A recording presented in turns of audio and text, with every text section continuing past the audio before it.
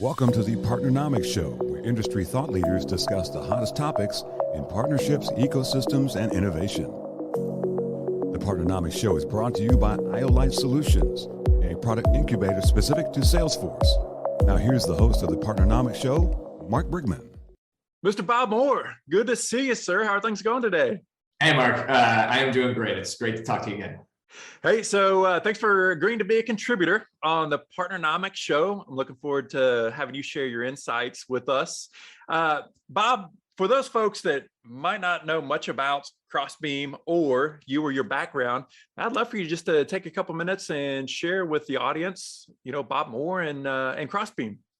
Yeah, happy to. I co-founded this business back in 2018 with my partner, Buck Ryan.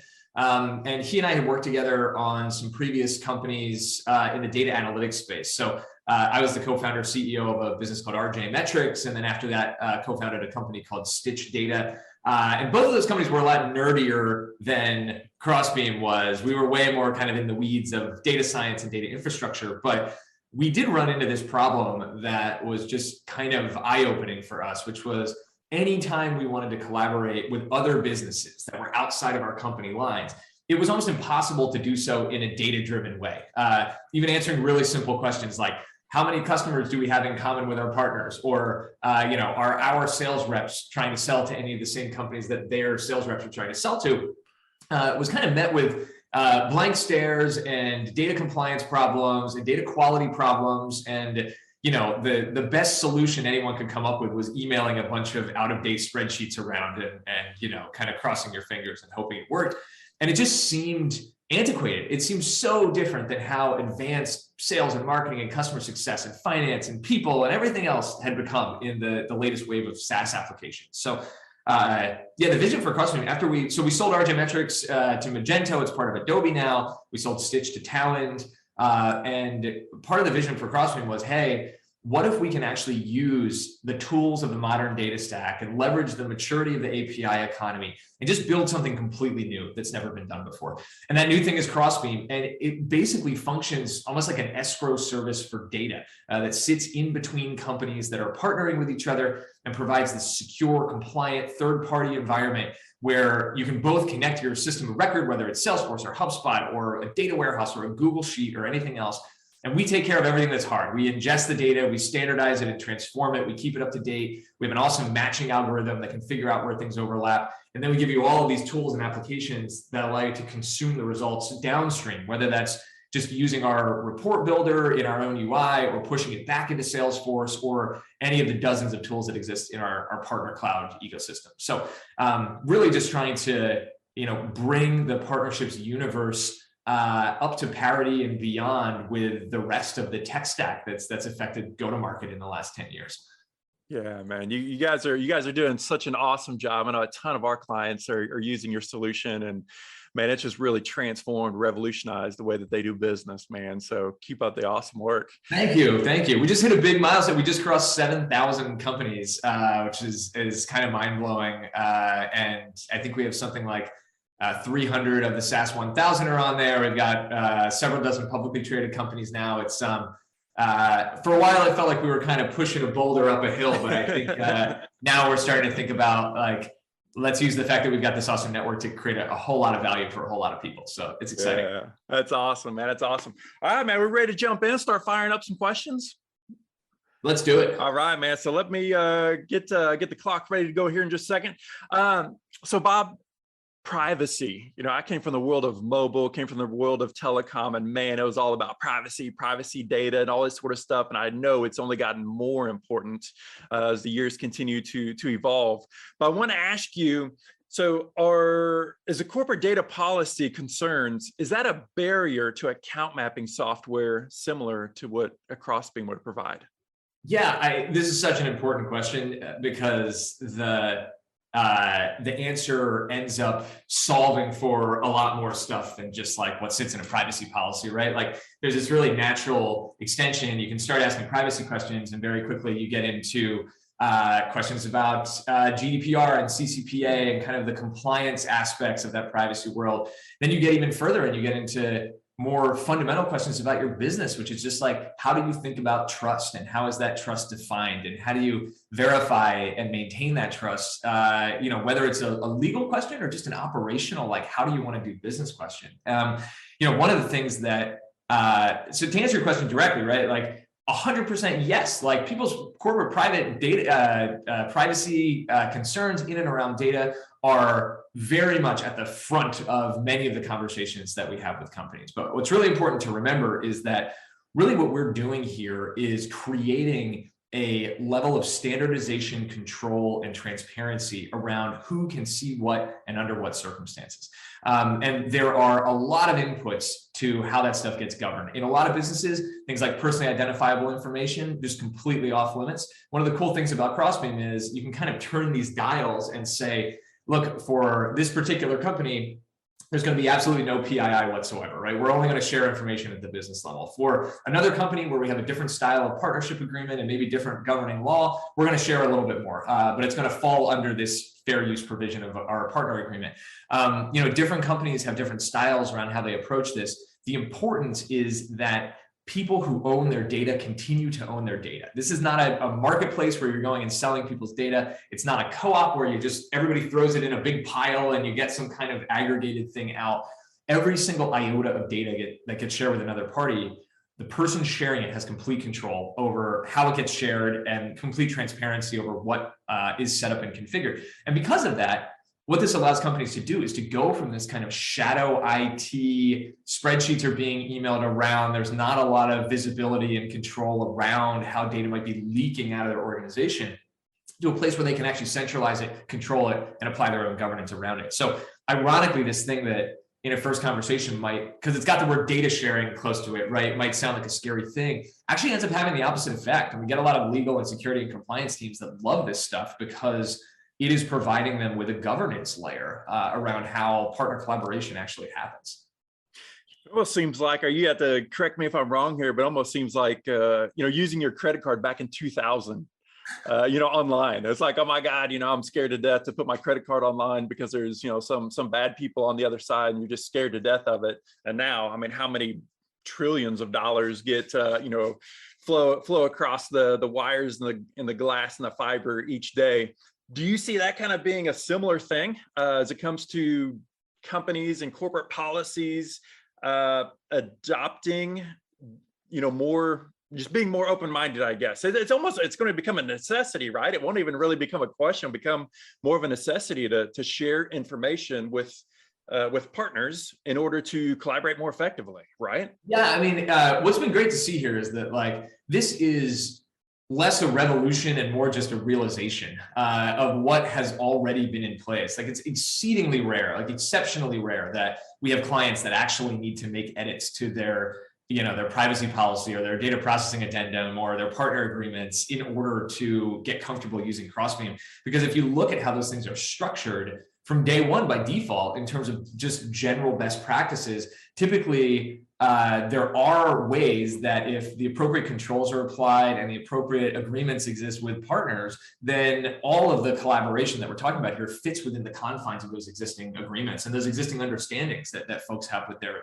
customers and their users. So again, it's every company kind of has to come at this, with their own view and make their own assessment. But what's been really encouraging to us is that this hasn't been something where it feels like a wall we need to climb or a thing we need to sidestep. We've just gone head on right into it and said, look, this is, yes, please bring your legal team or your compliance team into the conversation early. Because what we end up realizing is, the before times and the after times of using Crossbeam, people are always in a way better position from a trust and compliance standpoint afterwards, because again, they're putting the control back in the hands of their own compliance teams. All right, so fire up question number 2. Yeah, I'm gonna question reset. So this is one I got one. Got for one you. for me? All right, let's hear it. Which is around. So I know you're a big thinker on this. You talk about it a lot. Professional certifications versus college degrees, and as we view more and more, even at Crossbeam here, right? We've stripped away requirements around college degrees from most, if not all, of our positions at this point. I think we take a much closer look at recent experience and kind of those proof points. And I'm wondering, do you think we're going to see a world where these professional certifications end up just replacing college degrees wholesale at some point in the future? Yeah, man, such an interesting question. Short answer is yes, I think so. You know, I mean, whenever I think back to, I mean, what universities provide, it kind of is that third-party objective stamp of rigor. And I think as soon as we get the private sector where we kind of stand up and we agree that there is some sort of a body that can validate the rigor of different certifications or different experiences, we'll definitely see that. You know, I think just the pace of business, the pace of education, the pace of learning, universities aren't really designed, in my humble opinion, to be able to keep up with that. Imagine coming out of college today with a marketing degree. I can almost guarantee you the students can teach the professors more about marketing than the professors can. You know, I wholeheartedly believe this. I've been an adjunct for 23 years at 4 different universities. I understand and I see what, at least in the business side, what business students are taught. And I've also seen and lived in the world of professional development with professional certifications, and see the intense education that goes into those different programs. And in my opinion, there's not really a lot of comparison. Yeah, it's an interesting point. I used to talk a lot about this idea that, you know, I went to school, I got an engineering degree, and worked as an engineer for a little while, but I always say that the thing that came out of my college experience was not what I learned, but how I learned how to learn, right? Like you mentioned the rigor part, right? It's a combination of work ethic and also like when to work smart versus when to work hard, and how to work in a group setting. And I do think it's all those skills that have kind of been refined over the years of working in professional environments and kind of getting acclimated to those spots. And like, I can't tell you the last time that I did a differential equation, right? It was probably in college in my junior, senior year, but you know, something about going through that experience has left this indelible mark on the way in which I just work and think about getting things done. So yeah, if you can replicate that in other environments,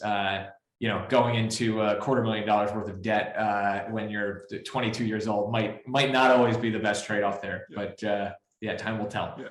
Well, I'm certainly not saying that there is no use for a college degree, right? My daughter, I mean, I just sent her off to college. You know, I think there's absolute, you know, there's value in that, but man, there's a lot of education. I think there's a lot of education that happens the day somebody graduates, and then they join corporate America, they join an organization, they join a not-for-profit, they kind of join the real world. That's really where the learning curve gets pretty steep. And I think educators, more formal educators, need to do a better job of preparing and kind of bridging that gap and getting folks the education that they need so they can be successful. All right, we're ready to fire on to the next question. Got one for you. I definitely would like to get your take on this one. That is, should the partnering team report to the sales lead or to another executive? So I had a chance to sit in, I think it was last week, your guys' readout from Crossbeam. Ton of awesome insights in there. Definitely recommend people check that out. But I know this is a topic that you guys hit there, so I'd love to get your take on this as far as like reporting and org structures. Yeah, totally. So we did, the thing you're talking about is the State of the Partner Ecosystem report, which we just released. It's free. If you Google it or head to the resources part of the Crossbeam site, you can download it. It's this big, almost 100-page long report based on a huge survey that we do of hundreds and hundreds of partner professionals every year. And one of the things we talk about is org structure and org chart. And we do see this continuing trend where the most common place that partner teams report into is the sales or the revenue organization. And in second place is the CEO's office. And then you start to get into marketing and product and the rest of kind of the long tail there. You know, I think this is representative of a bigger trend that actually gets me excited, which is this convergence of the idea of tech partnerships and channel partnerships. So, you know, when you talk about channel partnerships, historically, you're talking about partnering with other companies that are going to help you go to market. They're selling or reselling your product. They're delivering services that help get your product implemented or supported. You know, they're affiliates, or generally they're not other product companies, right? And when you're doing that kind of collaboration, super, super logical that piece of the partnerships world would roll into sales. It's very like, it's directly accretive to sales. The work that gets done there will move the sales numbers forward. Makes a ton of sense. This whole other arm of partnerships that has emerged in the last, call it 15 years, as the API economy has shown up, and there's this opportunity for deeper technical integrations between products that don't require multi-million-dollar investments or joint ventures, has created the world of tech partnerships. And this is, in the old parlance, this is ISV partnerships, right? This is a tech company and another tech company, not a channel partner, teaming up to do something collaborative where 1 + 1 = 3. In that world, in the original days, a lot of those organizations reported into product because there was a lot that was going on there related to actual engineering and product development. Many reported into marketing because it was viewed as something that would do a lot more to attract people to the top of the funnel because it would be about awareness and compatibility with these other audiences.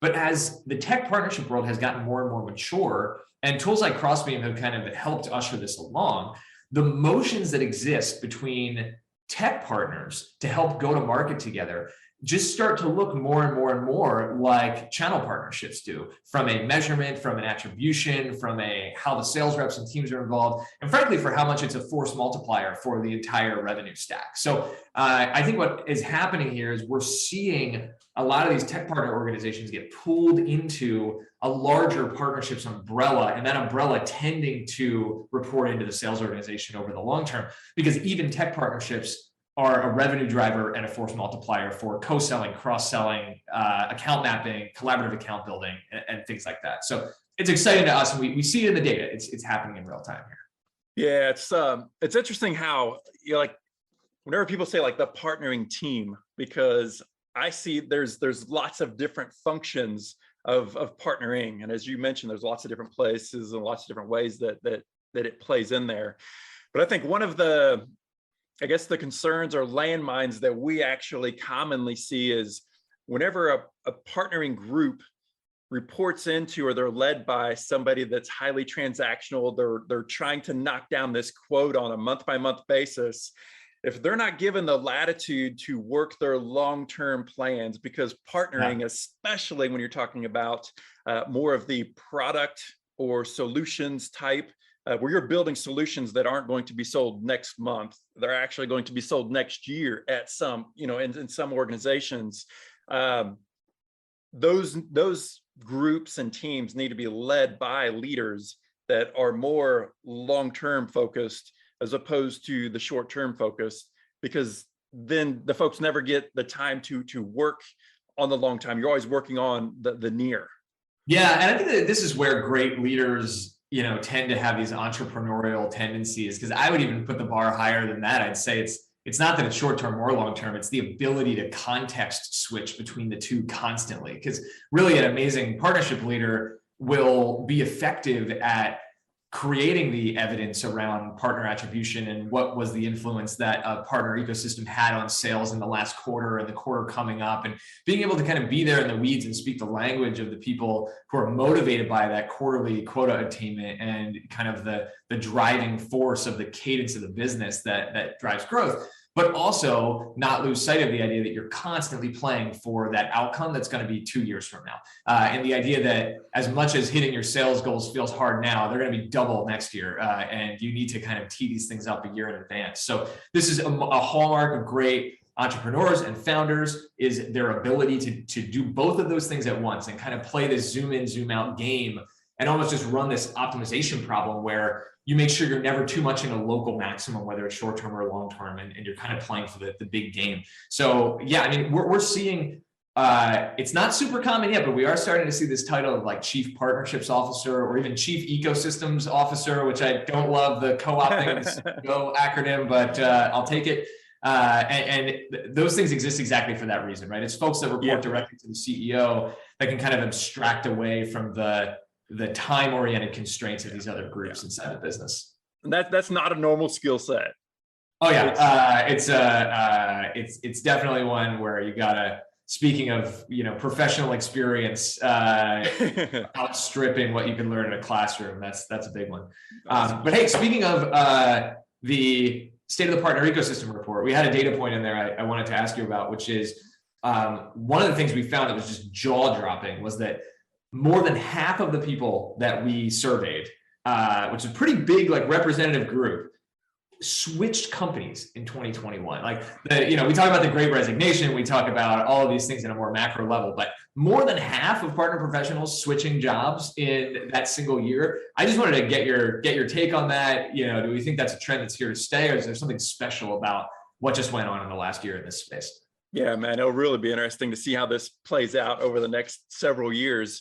I think there's a lot of different things that are playing in here. One of those just being, I think the labor pool for seasoned partnering professionals was tapped out years ago. Mm-hmm. We're seeing a significant ramp of new partnership teams being stood up, additional new partnerships. I think IDC even said something like 50% year over year, increase in the quantity of business-to-business partnerships that are being formed. That is mind-numbing. We saw this actually, I don't think we've shared this publicly, but we saw this in our own data. I think our network grew, I think it was by somewhere between 4 and 5x in 2021 in terms of like the number of companies on the network. The number of partnerships on the network grew between 8 and 9x. So not only were there all these additional companies coming on, the density of the network, like the average number of partnerships per company on the network just absolutely exploded, even relative to the growth of the network itself. So we're seeing that play out as well, just in the ecosystem at Crossbeam. Yeah. I think, some of the things that we're going to have to solve for, number one, it kind of just reminds me of like professional sports. Are companies outbidding for the great quarterback, or the strong pitcher? And I think, we see some of that now, but more importantly, what needs to happen is how do we build the farm system? How do companies, organizations, how do they build some bench strength around partnerships? Because it's not as easy as grabbing somebody and saying, hey, you're now a partnering professional. It's all about relationships and providing value to others, and you're anointed and go forth. There's there's high attrition because there's high failure for a lot of reasons. But I think we've got some work to do in this area, but there's no doubt there's a massive amount of opportunity here for professionals. Yeah, it's I think it's a confluence of things, right? It's everything that you say about the supply and demand characteristics, and that potentially allowing people to pop their heads up and see new opportunities. I do think this new wave of technology that supports people in partnership roles is kind of creating a different ROI story for companies around how they can invest in partnerships, which furthers the supply demand indifference because there's more demand. And then frankly, the macro environment where funding got super hot in 2021. And in a lot of companies, the conventional wisdom is that partnerships is a little bit of a luxury area that you can embark upon if things are really going well. And if every company on the planet has $100 million in the bank, they all feel like they're doing really well. And they feel like, hey, this could be a potential area of leverage that we should make sure we don't pass up on. So you combine all that with the work from home revolution that's happening, and folks kind of being aware that their options are bigger than ever, and changes in compensation, having people pop their heads up and say, hey, I think I can make more elsewhere. It just becomes a perfect storm. I don't think we'll ever see a number this high again in terms of like number of people switching in 1 year. I'd expect to see some stabilization, but this space, like you say, there is something to people not sticking around for the longest amount of time because it's so dynamic. Yeah. Awesome. Bob, thank you so much for your time. Thanks for sharing the insights. And man, I look forward to jumping on the next show with you. Cool. Good deal. Yeah. Great to catch up. Always a pleasure. And thanks for the airtime. Keep up the good work. Cheers. You too. Thanks for joining us for this week's episode of the PARTNERNOMICS Show. Don't forget to subscribe to get the newest episodes at thepartnernomicshow.com. Special thanks to our sponsors, Iolite. To learn more about Iolite, visit iolitepro.com. And Partnernomics, the science of partnering. To learn more about the suite of Partnernomics courses, coaching programs, and consulting services, visit partnernomics.com. See you on the next episode.